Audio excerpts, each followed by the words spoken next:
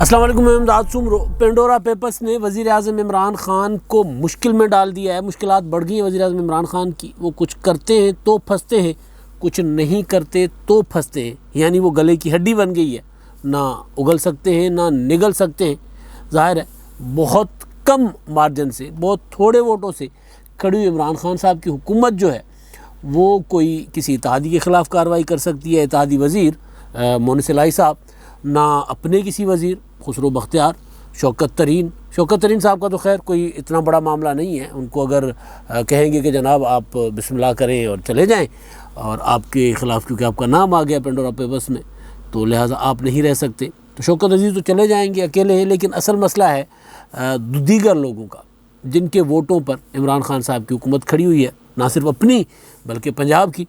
और उसमें अगर वो कुछ कार्रवाई करते हैं क्योंकि वो सोच रहे होते हैं, मुशावरत कर रहे होते हैं कि कुछ करना चाहिए, कोई मिसाल कायम करनी चाहिए, इलेक्शन आ रहे हैं, इलेक्शन स्टंट बन जाएगा, कुछ हो जाएगा, इस तरह की उन्होंने मुशावरत की है अपने लोगों के साथ बैठ के। उनकी जो करीबी साथी हैं, करीबी रुफ़क़ा हैं, उनके साथ बैठ कर के यार कुछ ना कुछ कर ही दिया जाए इस बार।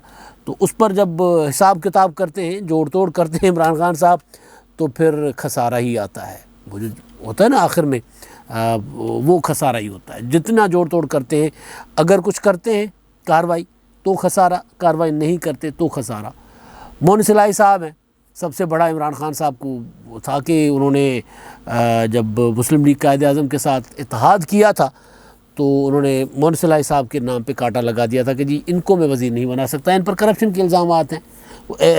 NLC का उसमें उनमें मुलविस थे। बाद में अदालतों से रिलीफ मिल गया, अदालतों से हो गए, बरी शरी भी हो गए, जो मर्ज़ी।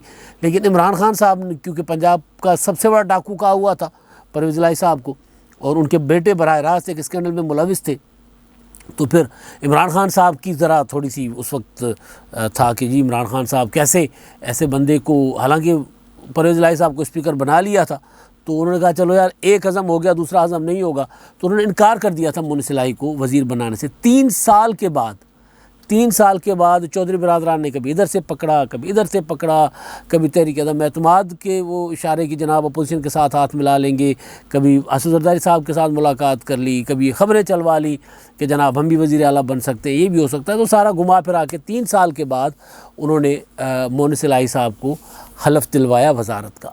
और वो चौधरी साहब ख़ुद ऑन रिकॉर्ड हैं कि जी उनको कहा गया कि मोहन सिलाई साहब के लिए जो वज़ारत आबी वसाइल का कलमदान जब उनको दिया गया था तो मोनिस राज़ी नहीं था। जो साहब कह रहे हैं, मैं तो थे कहूँगा ज़ाहिर है वो, लेकिन क्योंकि उनके साहबजादे तो मैं उनको कोट कर रहा हूँ कि जी मोनिस तो राज़ी नहीं था कि जी मैं हलफ लूँ, लेकिन मैंने कहा बेटा वज़ारत चेंज हो जाती है, पहले हलफ तो ले लो, वज़ीर तो बन जाओ। तो बड़ी ख्वाहिश थी चौधरी परवेज़ इलाही साहब की कि मोहन सिलाई वज़ीर बने, तो वो बन गए।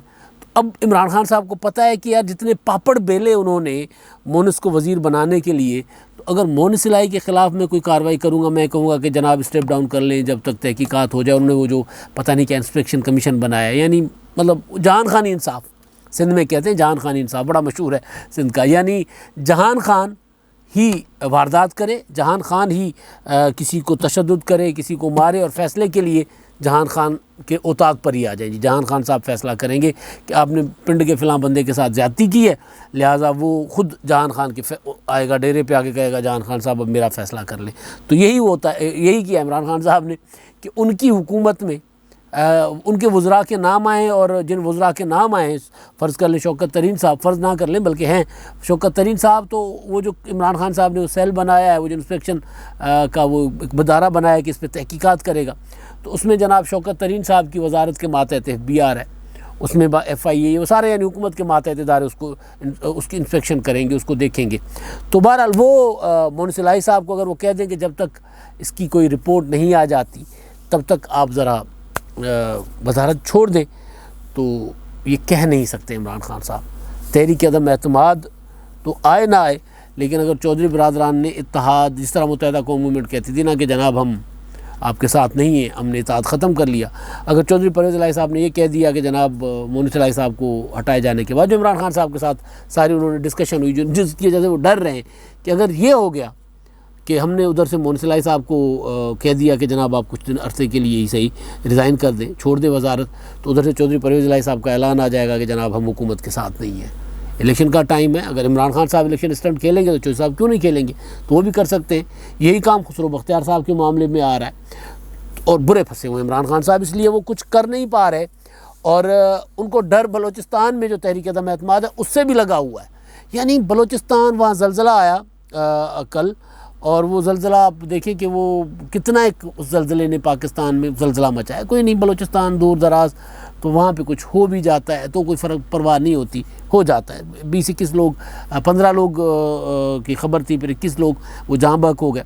लेकिन उस ज़लज़ले ने थोड़ा सा रिलीफ ज़रूर दिया है जाम कमाल साहब को, लेकिन इमरान खान साहब को वहाँ से ख़तरा महसूस हो रहा है। हर वहाँ पे जो मतलब दूर दराज बलूचिस्तान में एक तहरीक अदम एतमाद आई अपोजिशन की, तो इमरान खान साहब ने, मैं ख़बर दे रहा हूँ, इमरान खान साहब ने कहा भी कुछ भी हो जाए ये तहरीक अदम एतमाद, क्योंकि उन जमातों ने जमा करवाई जिसमें 2 जमातें PDM की हैं, JUIF जिनके पास 11 अरकान हैं और पख्तूनख्वा मिली अवामी पार्टी 10 अरकान उनके अपोजिशन के। तो अपोजिशन के जो 23 अरकान हैं उनमें से जो 21 अरकान तो ये हैं। तो इनको, अगर इनकी तहरीक अदम एतमाद को BAP ने सपोर्ट किया और ये कामयाब हो गई तो फिर तो ये रीत चल पड़ेगी ना। फिर ये मामला कोयटा से उठेगा सीधा इस्लामाबाद वाया डेरा गाजी खान होता हुआ। डेरा गाजी खान, उस्मान बुज़दार साहब का तौसा शरीफ, बलूचिस्तान और डेरा गाजी खान ये आपस में मिले हुए ना।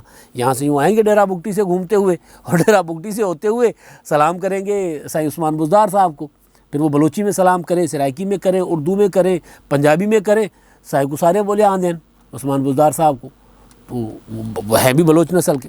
तो वो वहाँ से होता हुआ अगर ये मामला फिर लाहौर और फिर इस्लामाबाद तक आया तो अपनी तो बैंड बज जाएगी भाई, लिहाजा इसको वहाँ रोको। तो इमरान खान साहब ने कहा कि PDM की जमातों की तहरीक अदम एतमाद कामयाब नहीं होनी चाहिए, लेकिन अगर BAP का अंदर का मामला है तो आपस में निबड़ लें, खसमानू खाओ, एक दूसरे से लड़ो आपस में, मुखालिफ की तरफ नहीं जाना। मुखालिफ की तरफ गए तो फिर पंजाब भी पड़ा हुआ है, फिर चंद वोटों से मेरी हुकूमत है, चंद वोटों से उधर है। तो ये अलग से डर है इमरान खान साहब को कि यार अगर मैंने कुछ ऐसा कर लिया और उधर तहरीक अदम एतमाद पड़ी हुई है, मैं अगर किसी को यहाँ से हटा देता हूँ वजारत से तो फिर कहीं और गड़बड़ ना हो जाए।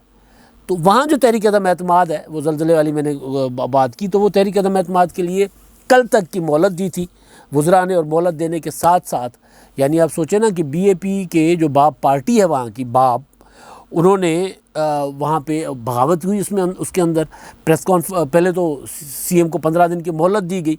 मोहलत किस तरह दी गई? सालिस पड़े थे बीच में, कुछ ज़ाहिरी सालिस थे, जैसे चेयरमैन सेनेट वो आए, जैसे दीगर कुछ सेनेटर्स थे, तो वो आकर उन्होंने बीच में सालिसी की और उन्होंने कहा कि जनाब CM साहब को मोहलत दे देते हैं, और 15 दिन की मोहलत दे दी। अपोजिशन की तहरीक जो थी वो तो मैंने गुजारिश की थी ना, वो कॉर्नर से आखिरी वाला नाम फाड़ के, या नहीं भी था, तो अपोजिशन की तहरीक तो टेक्निकल ग्राउंड्स पर हो गई मुस्तरद, तो वो नहीं हो सकी। तो यहाँ पर CM साहब को जो BAP के अंदर बगावत थी उसमें उन CM साहब को मिल गया, जाम कमाल आलियानी साहब को मिल गई 15 दिन की मोहलत जो ख़त्म हो गई थी कल, और उस मोहलत के बाद वो सामने आ गए थे वज़ीर और वज़रा ने आकर कल की, यानी आने वाला कल है, उसकी मोहलत दी कि जी कल तक 2 दिन की मोहलत है, अगर रिज़ाइन नहीं किया तो फिर हम तहरीक अदम एतमाद ले आएंगे। अब उधर PDM वाले जो हैं, यानी PDM तो बज़ाते ख़ुद PDM इत्तेहाद तो असेंबली में उस तरह नहीं है, लेकिन मौलाना फजल रहमान साहब और पख्तूनख्वा मिली अवामी पार्टी वालों ने BAP को कहा है कि भाई आप इनिशिएट करो, उसके बाद हम देखते हैं हम आपका साथ देते हैं या नहीं देते। तो ये एक ज़रा अजीब व गरीब किस्म की ट्रिकी सूरत हाल बनी हुई है।